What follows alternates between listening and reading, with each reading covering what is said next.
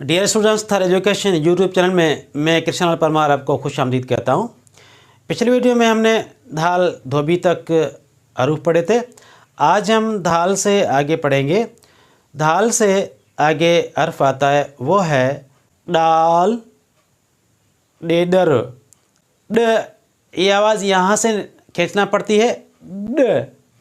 ये हर्फ उर्दू में नहीं है और इस पे 3 नुक्ते आते हैं ऊपर। डाल, डेल। ज़ुबान का अगला हिस्सा थोड़ा सा मोड़ के तालुओं को लगाने से ये ड आवाज़ बनती है। इसको 1 नुक्ता नीचे आता है और उर्दू में डाल के ऊपर छोटा सा तोय आता है। ढाल, ढगो। ये भी ज़ुबान को थोड़ा सा मोड़ के तालुओं को लगाने से ये आवाज़ बनती है ढ। इसको सिंधी में नीचे 2 नुक्ते आते हैं, जबकि उर्दू में ड और 2 चश्मी है लगाने से ढ हर्फ बनता है। जाल, ज़ख़ीरो, द। ये आवाज़ ज़ुबान को दांतों के बीच में ले आने से आवाज़ बनती है और उर्दू और सिंधी में ये एक जैसा ही हर्फ है। इसको 1 नुक्ता ऊपर आता है।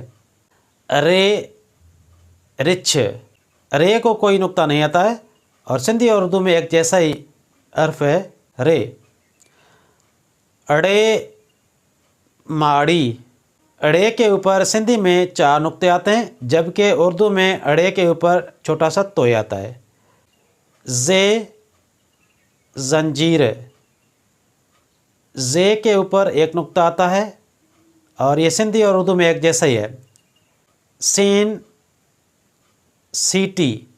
इसको कोई नुक्ता नहीं आता है और सीन उर्दू और सिंधी में एक जैसा ही है। ये आवाज़ हल्की सीटी बजाने से आवाज़ बनती है स, स।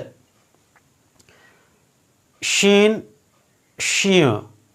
शीन के ऊपर 3 नुक्ते आते हैं और उर्दू और सिंधी में एक जैसा ही हर्फ है और ये आवाज़ थोड़ी सी बड़ी सीटी बजाना है, जैसे श, श, शीन। ये आवाज़ ऐसे बनती है श।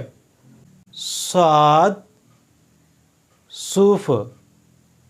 ये हर्फ सिंधी और उर्दू में एक जैसा ही है।